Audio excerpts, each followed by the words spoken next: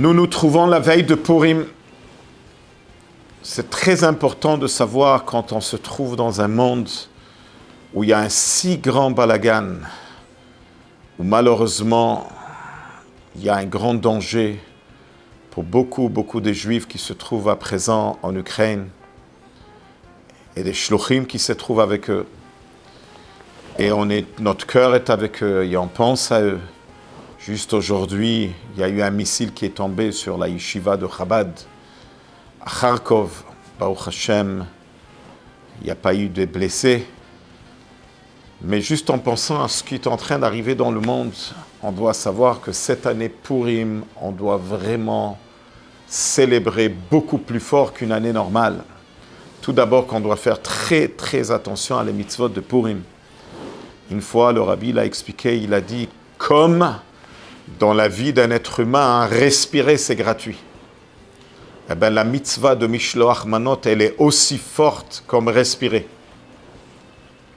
L'unité urgente du peuple juif, s'envoyer des cadeaux à Purim, Matanot laevionim, minimum à 2 pauvres, le jour de Purim, écouter la Megillah 2 fois, le soir et le jour. Vous ne pouvez pas imaginer comment c'est important de faire les mitzvot et comment c'est urgent.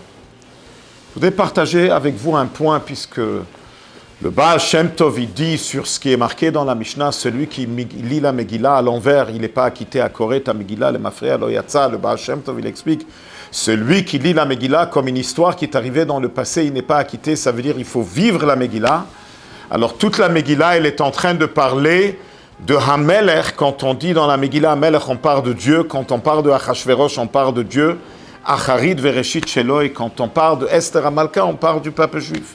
Alors Esther Hamalka, elle se force à aller chez le roi ne l'a pas appelée, elle hésite parce que si on vient sans permission, on est condamné à mort, et Mordechai la pousse pour aller à mort. Esther Hamalka, elle se sacrifie. Le rabbi, en 1951, il a beaucoup pleuré, il a dit qu'Akadosh Baruch Hu, il nous donne 24 heures, que dans ces 24 heures, mais un juif, il peut s'approcher de Dieu, de le roi du monde, même si on ne l'a pas demandé de s'approcher, même s'il ne peut pas s'approcher. Et c'est une demande qu'il essaye plusieurs fois et ça n'a pas été accepté. À Purim, et il peut pousser les portes, il peut venir et demander, et Akadosh Baruch Hu va lui ouvrir la porte. En d'autres mots, Purim, c'est plus important que Kippour. Kippour n'a pas pu pardonner sur un péché aussi grave comme Chilul Hashem, comme c'est marqué dans la Gemara de Masechet Yuma que quand il y a Chilul Hashem, on ne peut pas se faire pardonner, Kippour ne pardonne pas, et la personne, il est carrément condamné à mort quand il y a Chilul Hashem. Eh bien, Purim a pardonné sur Chilul Hashem, les Juifs sont partis dans le festin de Achashverosh et Hashem, il a pardonné. Un deuxième point, Kippour pardonne avec Tchouva, Purim pardonne avec la simcha, avec les mitzvot de Purim. Donc c'est une occasion unique que nous avons devant nous de vraiment célébrer et prendre le temps à célébrer à Purim et faire les mitzvot et faire le maximum. Oui, selon l'halakha, c'est assez, je donne à une personne, Mishloach Manot, mais donner le maximum, même donner à des personnes que je ne connais pas, les donner Mishloach Manot. Et surtout, comme le Rambam il dit, s'occuper des pauvres, donner pour les familles nécessiteuses, donner Matanot laevionim. Et là, je voudrais partager avec vous une histoire émouvante qui est arrivée exactement il y a 70 ans. Il y a 70 ans, le rabbi, à peine il est devenu rabbi, et tout le Farbrengen de Purim, c'était dans la petite synagogue en haut. 200 personnes étaient présentes à ce Farbrengen de Purim. Mais avant d'arriver à ce Farbrengen de Purim, je voudrais partager avec vous une histoire qui est arrivée avec un jeune qui habitait en Israël, qui avait une proposition d'un shidur à New York, et donc il a pris le bateau en 1950, il est arrivé jusqu'à New York, et il se préparait pour un shidur avec la fille d'un rabbin, et ils se sont fiancés, il y avait une grande fête, ils se préparaient dans quelques mois à se marier, et malheureusement, ce shidur a été annulé. Alors imaginez-vous quelle déception pour un jeune qui vient d'Israël, et à cette époque, c'était presque impossible de quitter Israël, puisque c'était... Le gouvernement, il encourageait tout le monde à aller dans l'armée, c'était le début. Alors, lui, il a eu la permission de sortir, et il a fait un voyage qui a duré des mois, et à la fin, tout est tombé à l'eau. Ses parents lui ont demandé de retourner en Israël, et lui, il ne voulait rien savoir, et il est parti travailler à Cleveland avec un autre ami, et avec le temps, l'habit qu'ils ont à Jérusalem, qui vont avec des habits longs, un capota, ça a été enlevé. La barbe a commencé à se faire couper. Le chapeau, il est parti. Avec le temps, c'est même la kippa qui est partie. Avec le temps, il a commencé à travailler Shabbat. Avec le temps, il a commencé à ne pas faire attention au kasher. Et avec le temps, il s'est éloigné complètement. Ni Shabbat, ni fête, ni Kippour, rien. Et voilà qu'un jour, il va visiter sa famille, son oncle qui habitait à New York, et ils étaient choqués de le voir. Est-ce que tes parents sont au courant? Non, les parents ne sont pas au courant. Et voilà, il était vraiment dans le quartier à Crown Heights, le quartier du Rabbi. On parle de l'année 1952.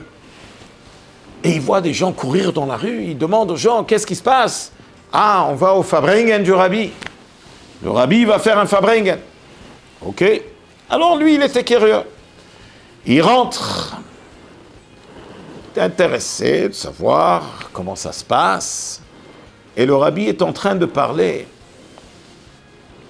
Parle que des fois il y a une situation de quelqu'un qui est venu de Jérusalem et qui était dans le chemin de la Torah, et avec le temps il s'est habitué au système américain, il a commencé à abandonner une mitzvah et une autre mitzvah. Alors même une personne pareille que Kippour ne veut rien dire pour lui, eh bien, Purim peut le réveiller pour le retourner vers Dieu. Lui, à un certain moment, il pense, quoi, il parle de moi, il ne m'a jamais vu, moi je ne l'ai jamais vu, non, c'est impossible. Et le Rabbi continue, il dit, et parce que dans la halakha, c'est connu que Jérusalem, il célèbre Purim le 15. Non, dans la halakha, déjà dans la Gemara, on parle de ça. Qu'est-ce qui se passe avec une ville qui est à côté de Jérusalem, qui est Samour, proche, mais on ne la voit pas de Jérusalem. Ve'enon iré. Ou des fois, on peut la voir, mais il n'est pas près de Jérusalem.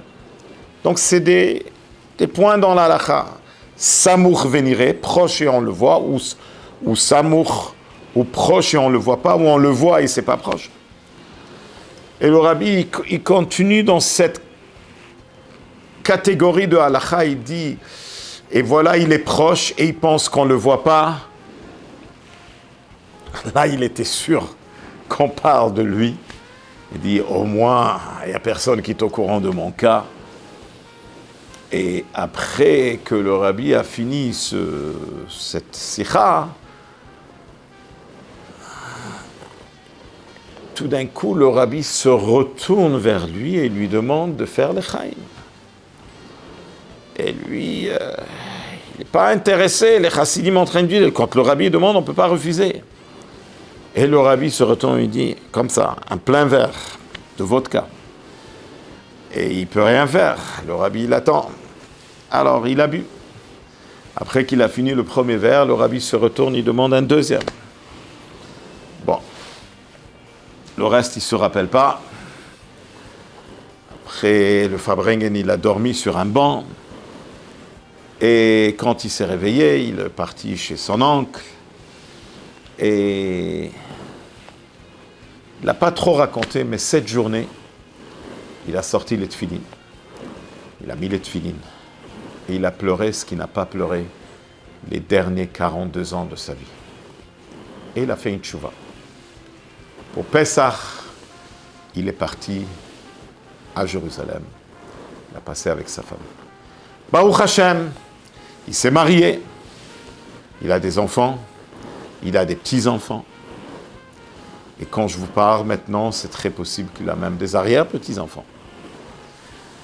Et de temps en temps, il venait à New York, mais il avait toujours peur d'aller voir le rabbi, celui qui est capable de le scanner de loin.